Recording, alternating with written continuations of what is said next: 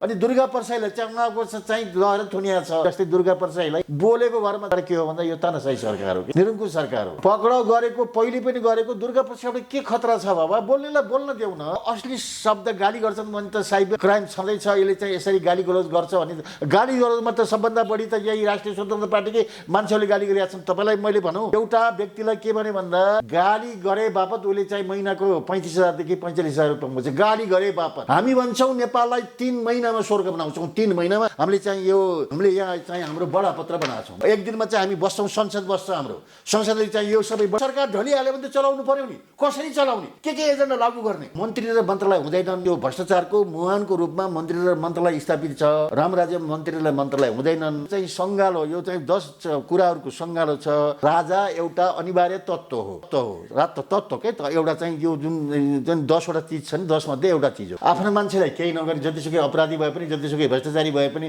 जतिसुकै घोटाला पनि आफ्ना मान्छेलाई बचाएर राख्ने, अनि अरू मान्छेलाई चाहिँ खेदो खन्ने 100 मान्छेलाई गाली गरे बापत चाहिँ पैसा दिएर राखेको छ। राजसभाले यो कुरा खोलिसक्यो। उसले चाहिँ जति गाली गर्छ त्यति पैसा पाउँछन्। गाली गर्ने मान्छे नियुक्ति गरेर राखेको छ। त्यो कुरो चाहिँ त्यो जायज छ, तपाईँलाई जायज लाग्छ? त्यसकारण अब यो चाहिँ एकदमै नराम्रो छ। यिनीहरूलाई शासन गर्न आएन, यिनीहरूलाई चलेन। अब अस्ति चाहिँ भन्सारमा अनि चाहिँ 100 रुपियाँ चाहिँ यो तानाशाही सरकार हो, यो कालको अघोषित सैनिक सरकार हो। यो सैनिकको बलमा यिनको चाहिँ यिनलाई राष्ट्रपति नचाहिने, यिनलाई संसद नचाहिने, कोही पनि नचाहिने। प्रधानमन्त्री चाहिँ संसदमा गएर बोल्न पनि नपर्ने। अहिले प्रधानमन्त्री भएदेखि एक दिन पनि आजसम्म चाहिँ राष्ट्रिय सम्बोधन गरेर आम नागरिकलाई तपाईँले चाहिँ यसमा हाम्रो चाहिँ चुनाव चिन्ह घन्टीमा चाहिँ मतदान गर्नुभयो र यो चाहिँ यो अब अवस्था 182 चाहिँ सिट चाहिँ उपलब्ध गराउनु भयो। उसलाई धन्यवाद छ भनेर भनेको चाहिँ मान्छेले भनेको छैन। त्यसकारण ती गैर जिम्मेवार छन्। जनताप्रति यिनीहरू उत्तरदायी छँदै छैनन्। हुन्छ भन्दा यो सरकार चाहिँ एकदमै तुरुन्तै हट्नुपर्छ। यो चाहिँ अहिले भदौ 23 र 24 गते जस्तो विध्वंस मचाएर यो सरकार जाने होइन। यो सरकार आफ्नै कारणले आत्तिएर अहिलेको प्रधानमन्त्रीले राजीनामा दिन्छन्, यो खाली हुन्छ।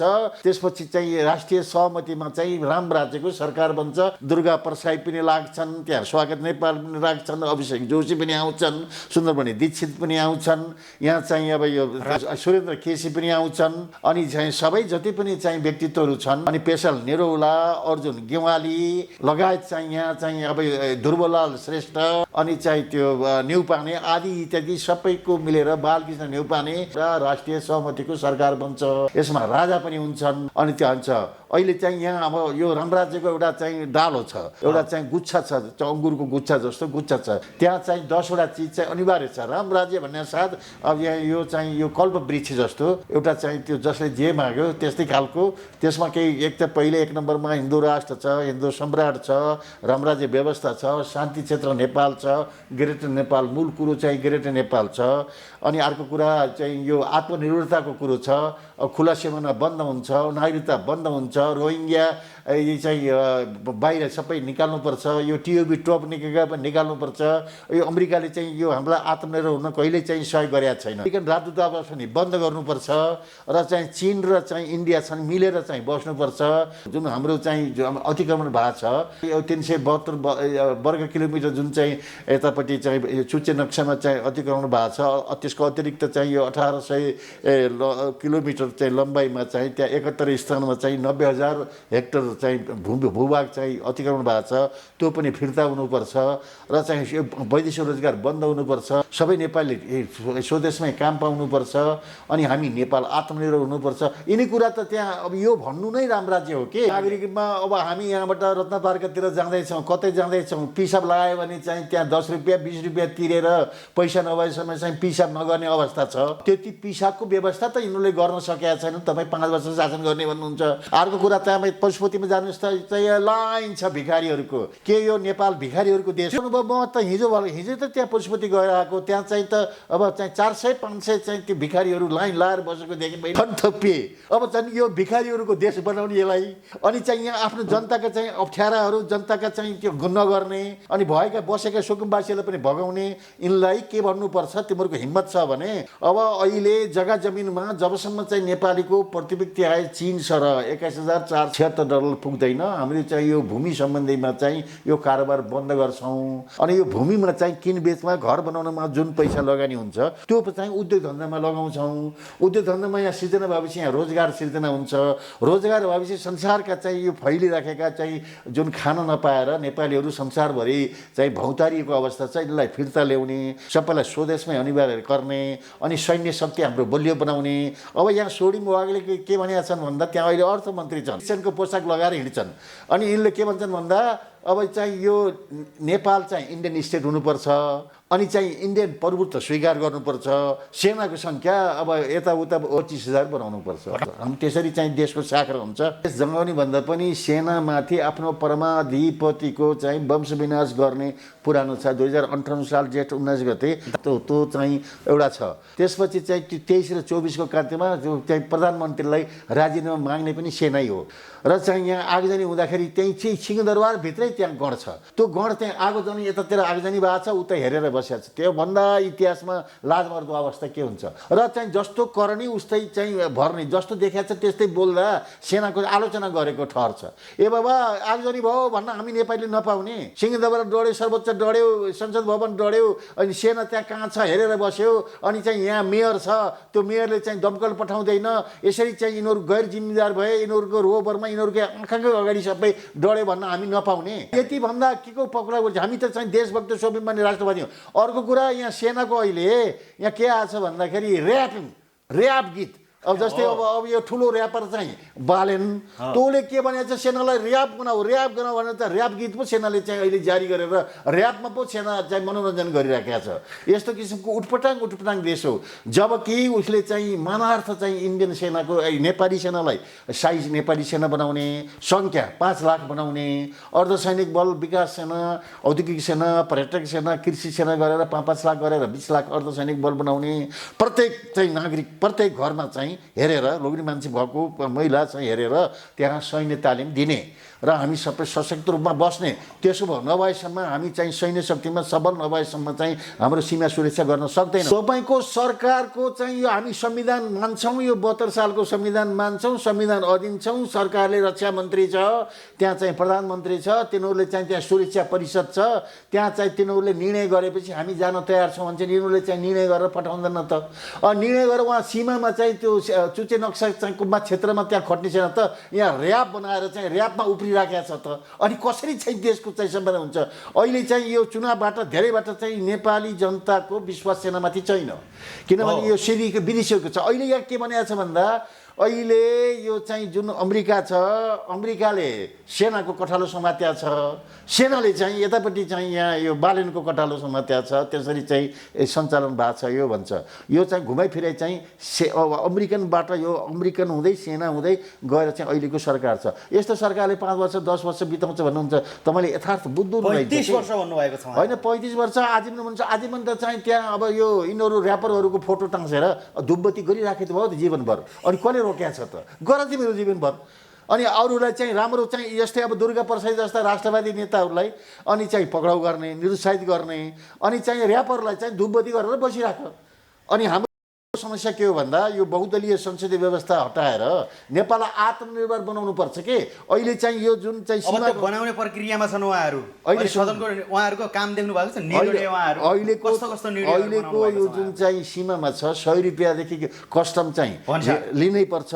त्यहाँ सर्वोच्च अदालतले त्यो फैसला गरेको अभद्र नागरिकसँग अभद्र व्यवहार नगर्नु, लचार पचार नगर्नु, गाली गलोज नगर्नु, कसैको चाहिँ जबरजस्ती नगर्नु। एउटा 1 किलो चाहिँ 1 दर्जन केरा मिडिया ट्रायल भयो होइन 1 दर्जन केरा पारिबाट ल्यायो अनि त्यो लैजानुहोस् खानुहोस् भनेर त्यो विवेक गरेर त दिनु पर्थ्यो नि। अनि 100 रुपियाँ भन्सार दिनुहोस् पछि यति केरा चाहिँ खाना ल्याएको केरा पनि दिनु भने भनेर उसले तलतिर जमिनमा फालेर चाहिँ जुत्ताले कुल्चिएर चाहिँ गरेको त्यहाँ छ, भिडियो छ त सबैमा जताततै त।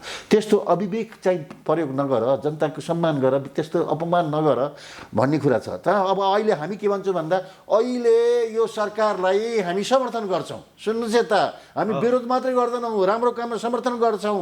यो चाहिँ भन्सार चाहिँ एकदमै गर। त इन्डियन बजारको लागि नेपालीहरू जन्मेका होइनन् के। इन्डियन बजार त तिम्रो आफै व्यवस्थापन गर। अहिले सुन्नुहोस् त, अहिले यहाँ अहिले 22 जिल्ला चाहिँ जोडिया छन् इन्डियासँग। तिनीहरूमा चाहिँ प्रत्येक परिवारलाई चाहिँ 5,000 10,000 चाहिँ अहिले आर्थिक अनुदान देऊ, सब्सिडी देऊ र शर्त के भन भन्दा तिमीहरू चाहिँ आफ्नो उत्पादन गर, आफ्नो आवश्यकताको लागि इन्डियामा नजाऊ, शर्तमा चाहिँ पैसा देऊ। तिमी आफ्नो उत्पादन एकछिन आफ्नो उत्पादन गर।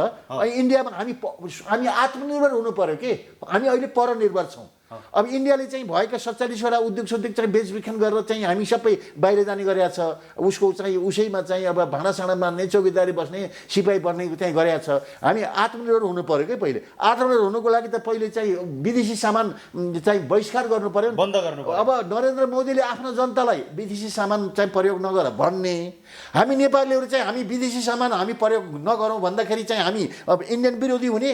हाम्रो चाहिँ हामी आत्मनिर्भर हुन नपाउने हामी नेपालीहरू सधैँभरि इन्डियन निर्भर भएर बाँच्नुपर्ने, सधैँभरि चाहिँ इन्डियातिर लम्पसार परेर बाँच्नुपर्ने, यही कुरा छ। यही कुरा भन्दाखेरि चाहिँ देशद्रोही हुन्छौँ हामी। बालेनको राजीनामा मागिरहेको छ नि, त्यो पनि नेपालीले होइन, भारतीय नागरिकहरूले होइन। देख्नुभयो व्यवसायहरू ठप्प बन्द भयो भनेर उहाँहरूले होइन। यो ठप्प त हुनैपर्छ। इन्डियन सामानहरू लिन हुन्न, सीमामा जान हुन्न, कृषिलाई चाहिँ सब्सिडी उत्पादन चाहिँ अनुदान दिनुपर्छ र चाहिँ शर्त के हो त अनुदान तिमी आफ्नो आवश्यकताको त्यहाँ इन्डियाको सामान चाहिँ नल्याऊ, नकिन, इन्डियन सामान बहिष्कार गर। हेर्नुहोस् त 6 महिनामा हामी चाहिँ आत्मनिर्भर हुन्छौँ। 6 महिनामा किन भन्दाखेरि अहिले लगाएको चिज त 3 महिनापछि त उत्पादन हुन्छ नि। मकै पनि 3 महिनामा फल्छ, तरकारी पनि 3 महिनामा फल्छ, 6 महिनामा चाहिँ त गहुँ आलु धानसान सबै हुन्छ। हामी पहिले आत्मनिर्भर बन्न पर्यो, यही सरकारले बनाउने हो। हामीलाई परनिर्भर बनाएर बाँच्ने राख्ने कि हामी आत्मनिर्भर बनाउने। त्यसकारण आत्मनिर्भर बन्नको लागि इन्डियन सामान चाहिँ यो ल्याउने मात्रै होइन, 100 रुपियाँको होइन, इन्डियन सामान बहिष्कार गर्नुपर्छ। हामी सबै आवश्यकताको वस्तु नेपालमै उत्पादन गरेर ल्याउनुपर्छ। चाहिँ सरकारले अनुदान दिनुपर्छ, अनि बल्ल हामी चाहिँ आफ्नो खुट्टामा उभिन्छौँ। पहिले हामी खुट्टामा 2007 सालसम्म त हामी आत्मनिर्भर छौँ नि। र पञ्चायतमा कालमा चाहिँ राजा महेन्द्रले चाहिँ 17 सालदेखि अनि 17 साल पुस 1 गतेदेखि 28 वर्षसम्म त त्यति बेला त आत्मनिर्भर थियो त नेपाल। अब तपाईँहरूलाई कतिको विश्वास छ भने क्या अहिलेको सरकारप्रति? जसरी यहाँ राजावादीहरूले एउटा ढङ्के पिटिरहेको छन् भने अब बालिन शाहको नेतृत्वमा के अरे असीम शाहको नेतृत्वमा संविधान संशोधन हुन्छ। संविधान संशोधन भइसकेपछि संवैधानिक रूपमा राष्ट्र पुनर्स्थापना बालिन शाहले गर्छन् भन्नुभएको छ कि होइन? राजालाई खेदो गर्ने काम किन गरिन्छ? राजा पनि देशकै नागरिक, राजाले बनाएको देश। सुन्नुहोस्, पृथ्वी शाहले एकीकरण गरेर राजाले बनाएको देश यो कुरा सत्य हो कि होइन? राजाले बनाएको देश हो कि होइन? यो नेपाल राजाले निर्माण गरेको देश हो कि होइन?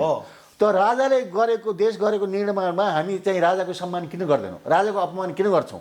र पृथ्वी शाहको र चाहिँ राष्ट्रिय विभूति चाहिँ गौतम बुद्धको नाममा चित्र अङ्कित नोट छाप्नुपर्छ। राष्ट्रिय नोटमा हिमाल सिमाल होइन, त्यहाँ चाहिँ त्यो गौतम बुद्ध र चाहिँ पृथ्वी शाहको चाहिँ नोट छाप्नुपर्छ।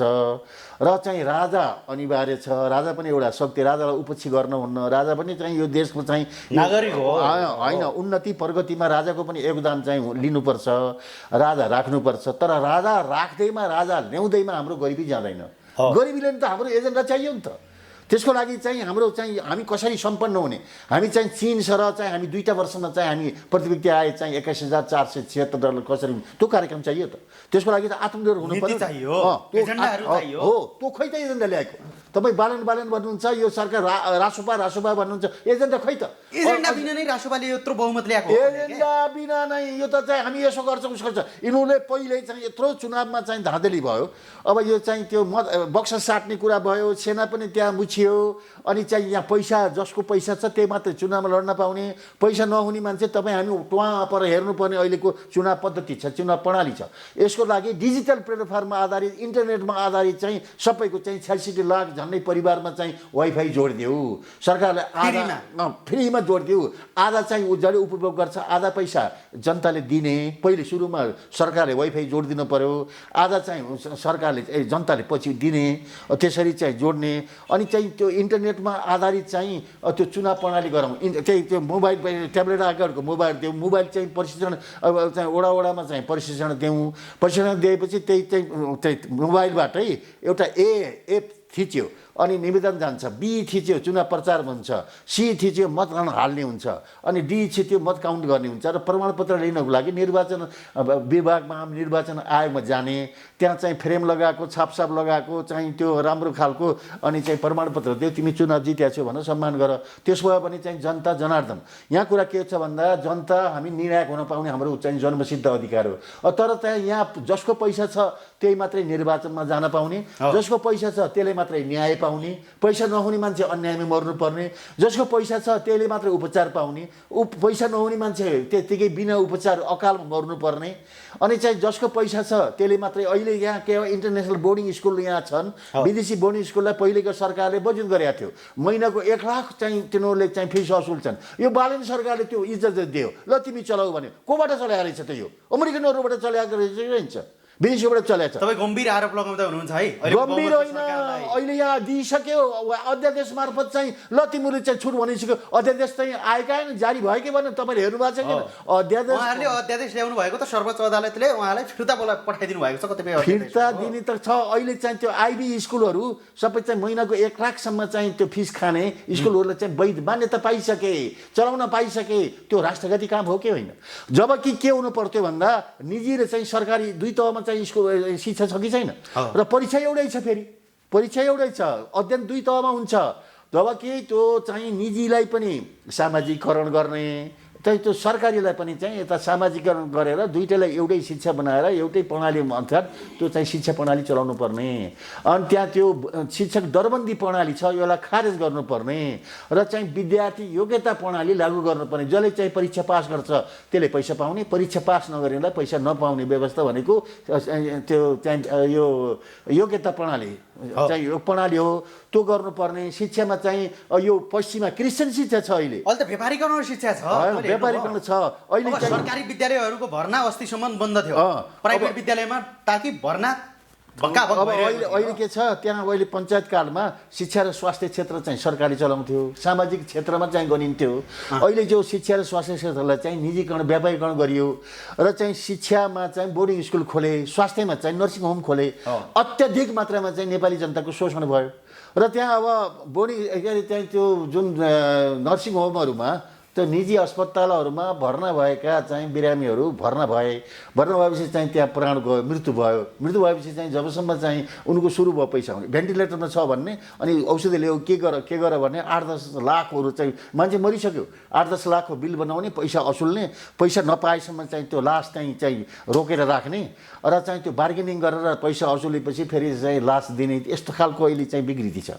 जब उसको मृत्यु भइसक्यो भने त लास त चाहिँ ससम्मान लैजाऊ हामी बचाउन सकेन लैजाऊ भनेर तुरुन्तै चाहिँ दाह संस्कारको लागि चाहिँ सद्गतको लागि अन्तिम संस्कारको लागि दिनुपर्छ कि पर्दैन? त्यो कति नराम्रो पैसा उठाउने खेल भइरहेको छ। त्यसकारण यो त्यो नराम्रो काम छ। त्यसकारण यो अहिले सबै विकृति जता यिनी विकृतिको कुरा गर्दाखेरि हामी चाहिँ सरकारको आलोचक हौँ। तपाईँ त सरकार विरोधी फेरि, अनि यी कुरा गर्दा हामी सरकार विरोधी हुन्छौँ। तपाईँहरू त आतङ्ककारीसम्म भन्न भ्याउँछन्। होइन, त्यो गाली गर्नलाई त पैसा खाएर गाली गर्छन्, त्यो कुरा हामी त्यो मतलब राख्दैनौँ। तर चाहिँ यति कुरा गर्ने र सत्य तथ्य कुरा गर्ने यो सबै कुरा राम राज्य व्यवस्थामा मात्रै सम्भव छ। यिनीहरूको त्यति सोचै छैन। जब सोच छैन भने अनि कसरी काम हुन्छ? जनता चाहिँ मानव हुन्, जनता चाहिँ ईश्वर हुन्, जनता चाहिँ निर्णायक हुन्, जनता जनार्दन हुन् भन्ने खालको त्यो चाहिँ धारणै छैन, त्यो अवधारणै छैन। नागरिकको चाहिँ एकदमै उपेक्षा गरिया छ, अवहेलना गरिया छ। हामीलाई चाहिँ जनावर भेडा भाँडा जस्तो गराएर एक ठाउँ उठाएर एक ठाउँ लगाएर कोचेर राखेको छ, त्यस्तो पनि हो। तपाईँले राम्रो कामको त कहिले पनि देख्नु भएन है? जसुकैको सरकार होस् विरोध गरिहाल्नु पर्ने तपाईँहरूलाई। तपाईँ उदाहरण दिनुहोस् त। हामीले यति राम्रो काम गरिराख्नु भएको छ, सुकुम्बासीहरूको विगतको सरकारदेखि उहाँहरूलाई भोट ब्याङ्क मात्र बनाइयो भन्ने त्यो त तपाईँहरूको मा जगजाहेर नै छ त, होइन? व्यवस्थापन गर्छौँ भनेर उहाँहरूले बाह्य राष्ट्रबाट उहाँहरूले सहयोग पनि उठाउनु भयो, तर व्यवस्थापन गर्न सक्नु भएन। अहिलेको सरकारले व्यवस्थापन गर्यो, तपाईँहरू विरोध गर्न थाल्नुभयो। अहिलेको सरकारले केही व्यवस्था गरेका छैन। साँच्चै भन्ने हो भने यो चाहिँ यिनीहरूलाई यो अहिलेको नेपालको समस्या के हो थाहा छैन। नेपालको समस्या त्यो सरकारमा जानेले त नेपालको समस्या के हो त्यो थाहा हुनु पर्यो, नेपालको 1 नम्बर कुरा। अनि जनताको भावना चाहना अनुसार चाहिँ सरकार सञ्चालन हुनुपर्छ। अहिले नेपालको समस्या के हो भन्दाखेरि यो बहुदलीय संसदीय व्यवस्था हो। यो बहुदलीय संसदीय व्यवस्था नेपालबाट असफल भइसकेको छ। यो बहुदलीय संसदीय व्यवस्था कचिङ्गलयुक्त छ, भ्रष्ट छ, अति खर्चिलो छ। अब 881 जना त चाहिँ जनताको भत्ता खाने मात्रै छन्। ती काम गरौँ नगरौँ, त्यहाँ संसदमा जाने हो भने उनीहरूको चाहिँ केही काम छैन, त्यहाँ जाने हाजिर गर्ने 2000 भत्ता पचाउने अनि सुतेर बस्ने, त्यस्तो खालको पनि त्यहाँ देखिया छ। त्यो चाहिँ जनताको कर जुन छ, जनताबाट उठेको जुन चाहिँ राजस्व छ, रेमिटेन्सबाट आएको जुन पैसाको छ, त्यसको दुरुपयोग भइरहेको छ।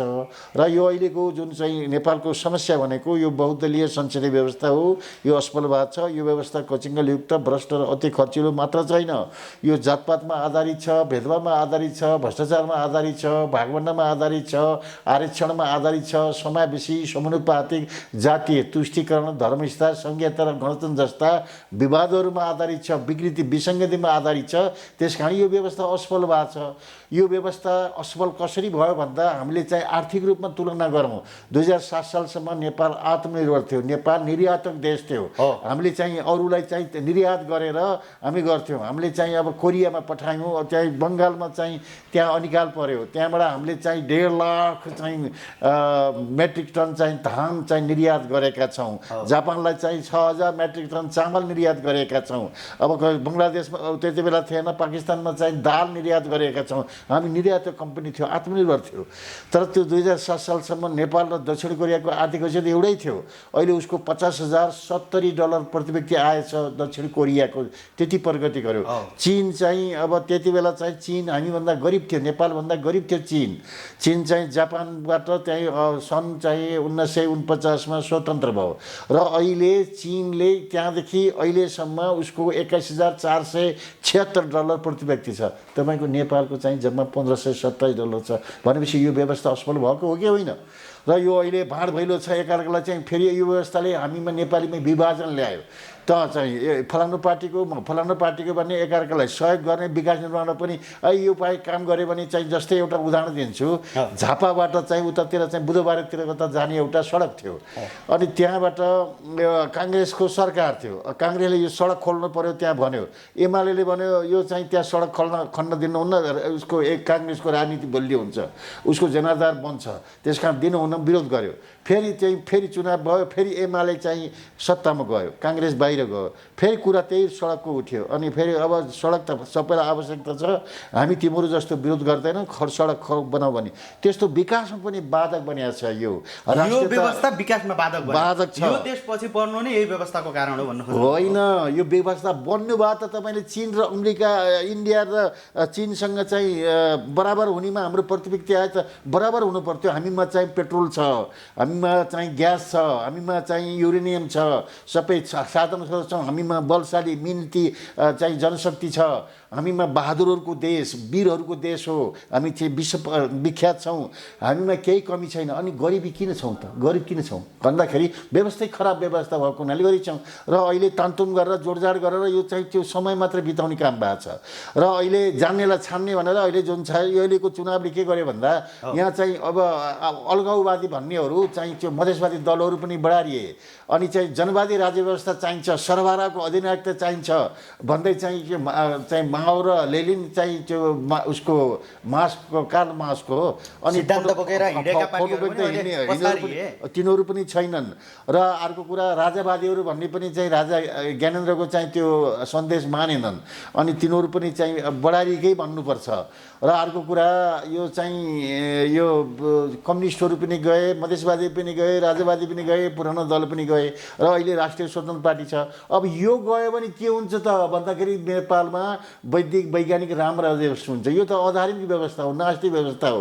यो त चाहिँ उसले क्रिस्चियनको एउटा, यो चाहिँ अहिले नेपाली अनुहारका क्रिस्चियनहरूको त्यहाँ नेपाली अनुहारका अनि चाहिँ यो अमेरिकनहरूको चाहिँ त्यहाँ चाहिँ शासन सत्ता छ। अमेरिकन चाहिँ अहिले पहिलेको चाहिँ के थियो भन्दा नेपाली काङ्ग्रेसले इन्डियाले जे भन्छ त्यति मान्थ्यो, अहिले यो सरकारले अमेरिकाले जे भन्छ त्यति मान्छ। अहिले राष्ट्र ब्याङ्कले चाहिँ अब आफ्नो चाहिँ अमेरिकन मौद्रिक नीति लागू गर भनेर चाहिँ त्यस्तै गइसक्यो। अनि चाहिँ हाम्रो रातौँ दिन हामी गरिब छौँ, हामीले चाहिँ अहोरात्र खटेर चाहिँ हाम्रो गरिबीबाट मुक्ति पाउनेको सट्टा छुट्टीमाथि छुट्टी थपिदिएको छ। 365 दिनमा 200 छुट्टी भयो। अनि छुट्टी गरेर फेरि छुट्टी भएपछि त त्यो त छुट्टीको पैसा पाइन्न होइन कि, छुट्टीमा बस्ने पैसा पनि खाने दोहोरो छ।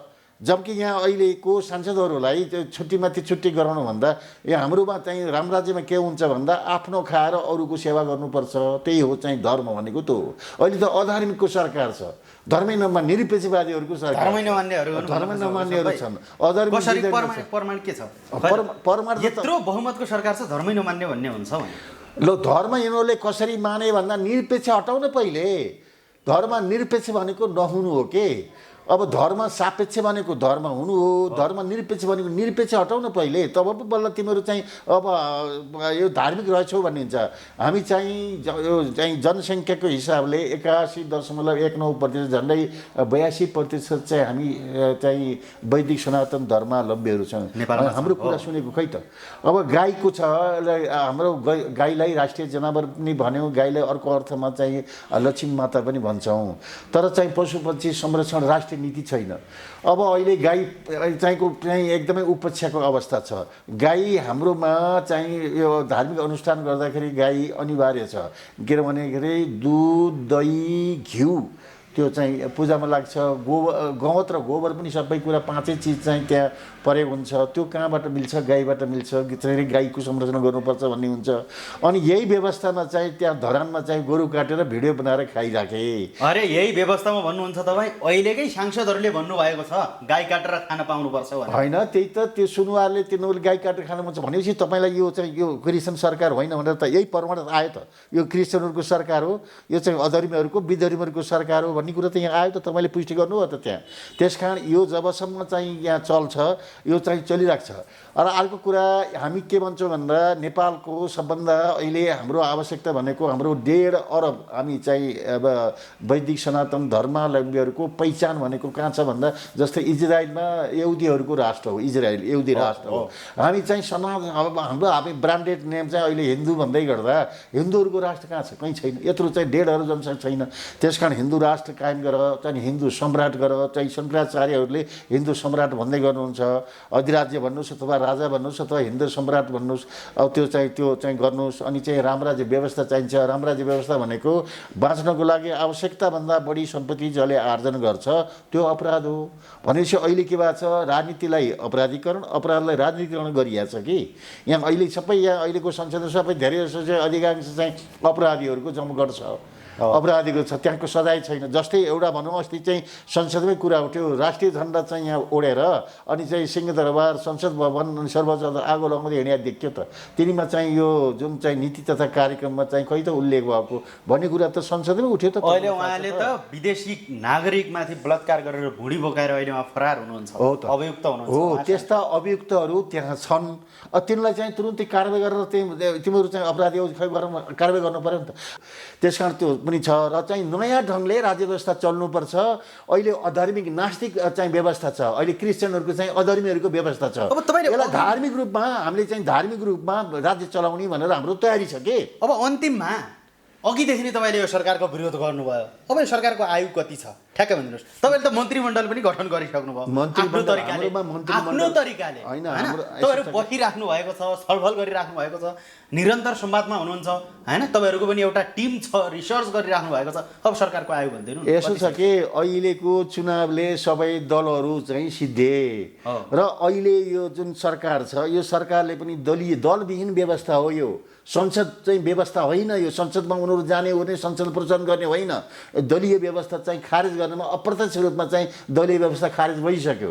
यसलाई चाहिँ वैधानिक रूपमा चाहिँ संविधान तहत चाहिँ यसलाई चाहिँ गर्नुपर्ने र यो जुन चाहिँ संशोधनको कुरा आएको छ त्यतिले मात्रै पुग्दैन। सिङ्गो चाहिँ यो 72 सालको जुन चाहिँ 7वां संविधान छ नेपालको, संविधान खारेज गर्नुपर्छ। संसदले गर्दैन, घर चुउने छ भने त्यो पुरै चाहिँ त्यो घर फालेर उदाङ्ग बनेर फेरि नयाँ ढङ्गले छाउनुपर्छ। चोरखर लाएर फेरि त्यहाँ त्यो कति दिन चल्छ र चल्दैन। त्यसकारण यो संविधान त्रुटिपूर्ण छ, संविधान प्रतिगामी छ, संविधान धेरै चाहिँ खर्चिलो छ। नेपालीको चाहिँ जीवनस्तर नेपालीलाई कङ्गाल बनाउने चाहिँ मूल आधार आयु बताइदिनु न। यसको आयु तपाईँले अब हेर्नेले चाहिँ त्यहाँ माताहरूले यिनीहरू ज्योतिषहरूले अब जेठ 27 गते चाहिँ कुनै दुर्घटना हुन्छ र यो चाहिँ बालनले चाहिँ राजीनामा दिन बाध्य हुन्छन् अथवा केही हुन्छ। मैले त यो चाहिँ जेठ 27 गते सङ्कट छ यो सरकारलाई भन्ने पनि कुरा बाहिर निस्किया छ।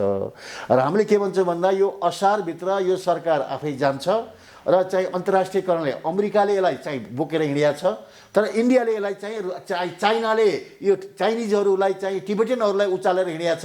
यो सरकार चाहिँ चीनको हितमा छैन भनेर, यो सरकारप्रति चाहिँ यो चिनाको सद्भावना छैन। चीनले चाहिँ यो सरकार हटाउन चाहन्छ भनेपछि अषाढभित्र यो सरकार आफै निष्क्रिय हुन्छ। अनि अब इन्डियाले पनि यो इन्डियन विरुद्ध भयो सूची नक्साको कुरा गर्छ, बराबरीको कुरा। अस्ति चाहिँ त्यो सचिवलाई चाहिँ फर्काएपछि अनि चाहिँ हाम्रो प्रोटोकल अनुसार चाहिँ यो चाहिँ हामी सहकार्य चाहिँ स्तर अनुसार हामी चाहिँ त्यो कूटनीतिक चाहिँ अनुसार चाहिँ नोट पठाउँछौँ भनेर उहाँले त्यो पनि चाहिँ त्यहाँ रिसा छ।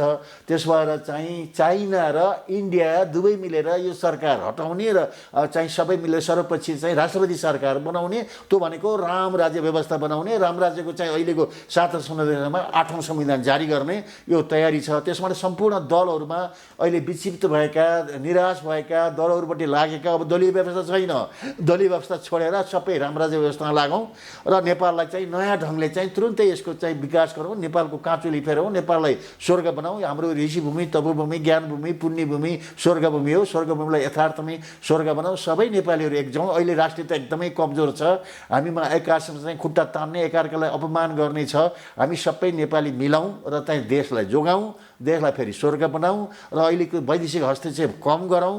विदेशीको इसारामा चल्दाखेरि केही पनि हुँदैन। आफ्नो एजेन्डा लागू गरौँ, आफ्नो चाहिँ खनिज पदार्थ युरेनियम यो लुट्न नदेऊ र हामी अब यसको मालिक हामी हौँ। यसको चाहिँ प्रशोधन केन्द्र नेपालमै बनाऊ। प्रशोधन अहिले 1 किलो चाहिँ प्रशोधित युरेनियमलाई अन्तर्राष्ट्रिय बजारमा 30 अरब छ। 30 अरब रुपियाँ भयो भने त हामीले चाहिँ यहाँ 15,000 मेट्रिक। तपाईँले एउटा शब्द उच्चारण गर्नुभयो के, अबदेखि यो देशको मालिक हामी आफै हौँ। योभन्दा अगाडि कोही अरू थियो? अरू थियो, विदेशीहरू थिए। अहिलेसम्म चाहिँ इन्डियाले जे भन्यो त्यही चलाइदिएको रह्यो। इन्डियाको हस्तक्षेप बढी थियो, अमेरिकाको हस्तक्षेप बढी थियो। अनि चाहिँ ती दुईजना चाहिँ अहिले त अत्याधिक रूपमा अमेरिकै छ। यो चाहिँ भदौ 23-24 सबै सुनियोजित रूपमा राजाको वीरेन्द्रको वंश विनाश गरेको थियो कि विदेशीहरू अत्याधिक हस्तक्षेपमा हाबी भए। अहिले त्यो विदेशीहरूको हाबी छ। अहिले चाहिँ पहिले चाहिँ अब इन्डियाले जे भन्छ त्यही त्यही गर्ने। अहिले त दुईको सरकार छ, तपाईँ विदेशी दलाल नभन्नु नि, फेरि तपाईँ अहिले खाली होइन चाहिँ त्यो भएका कुरा यथार्थ गर्दाखेरि खालि चाहिँ अब पक्राउ गर्नु भने किन तर्साउनुहुन्छ तपाईँ? तपाईँ पनि दुर्गा प्रसाईले पनि हेर्नु भयो तपाईँ दुर्गा प्रसाईको उदाहरण होइन के तपाईँ पनि यही उहाँले बोलेकै भरमा पक्राउ गर्नु तपाईँ अघिदेखि भन्नु भएको छ। अहिले त्यो पक्राउ गर्ने कुरा तपाईँले किन उठाउँछ? तपाईँ पनि यही सरकारको दलाल हो कि क्या हो? त्यो अब नपरो चुपचाप बस्नुहोस्, तपाईँ पक्राउ गर्छ चुपचाप बस्नुहोस् भन्दै चाहिँ त्यसो आरोप लगाउन मिलेन। होइन आरोप लगाउन विदेशी दलाल भन्दै हुन्छ खुल्ले। अमेरिकनहरूको हस्तक्षेप छ कि छैन? तपाईँले चाहिँ राष्ट्र ब्याङ्कले चाहिँ यो अमेरिकन ब्याङ्किङ नीति अनुसार चाहिँ चल भनेर चाहिँ परिपत्र गरेको गरेन? अनि त्यसको प्रमाण के हो त? तपाईँलाई चाहिँ अहिले तपाईँहरू सडकमा उत्रिएको, आन्दोलनमा उत्रिएको, यो सडकमा चाहिएन कि सुन्नुहोस् न, सडकमा चाहिएन। सबै नेपालीलाई कुरा बुझाउने, सबैमा चाहिँ जनमत सिर्जना गर्ने, सबैलाई हामी आत्मनिर्भर हुनुपर्छ। हामी परनिर्भर भयौँ, विदेशीको इसारामा नाच्यौँ। विदेशीको इसारामा चाहिँ गएर हामी कहिले पनि हुन्न। हाम्रा पुर्खाहरूले चाहिँ आफ्नै आत्मनिर्भर थिए, त्यहाँ विदेशी हस्तक्षेप। राणाकालमा चाहिँ इन्डियनहरू यहाँ आउँदाखेरि देवादिदेव पशुपतिनाथको दर्शन गर्नलाई 3 दिनको भिसा लिनु पर्थ्यो, 3 दिनको भिसा। तर अहिले त भिसा छैन। अब होइन, त्यसपछि त्यो 7 सालपछि चाहिँ विदेशीलाई भिसा पनि खुला भयो, अनि चाहिँ नागरिकता वितरण पनि खुला भयो, अनि विदेशी हस्तक्षेप त्यहाँ बढ्दै अहिले आएर प्रत्येक घरमा चाहिँ विदेशी हस्तक्षेप छ। कसरी छ? अब अमेरिकाले चाहिँ युथ काउन्सिल चाहिँ गराएको छ। त्यो देखादेखि चाहिँ चीनले के गर्यो चाहिँ पाइलट प्रोग्राम भनेर चाहिँ ल्यायो। त्यहाँ पाइलट प्रोग्राम युथ भनेर उसले पनि ल्यायो। अमेरिकाले गर्छ भने हामीले पनि गरौँ भनेर प्रदर्शित भयो। नेपालीहरू चाहिँ कोही आरएसएसको सदस्य हुने, विश्व हिन्दू परिषद हुने, कोही इन्डियन चाहिँ दलाल बन्ने, कोही चाहिँ चाइनिज दलाल बन्ने, कोही अमेरिकन दलाल बन्ने। अनि चाहिँ नेपालको के हुन्छ त? जसको भात खाइ उसका गीत गाई, उनीहरूको पैसा खाएपछि त उनीकै कुरा गर्ने भए। र अहिले 3 करोडमा हामी के भन्छौँ भने 1 करोड नेपाली बिकिसके। 2 करोड छन् राष्ट्रवादी देशभक्त स्वाभिमान राजभरि 1 करोड बिकिसके। अनि कसरी चाहिँ देश चाहिँ सुरक्षित हुन्छ? त्यही भएर नेपालको राष्ट्रियता कमजोर छ। हस्, महत्त्वपूर्ण समय र संवादका लागि यहाँलाई धेरै धेरै धन्यवाद। जय होस्, जय श्री राम।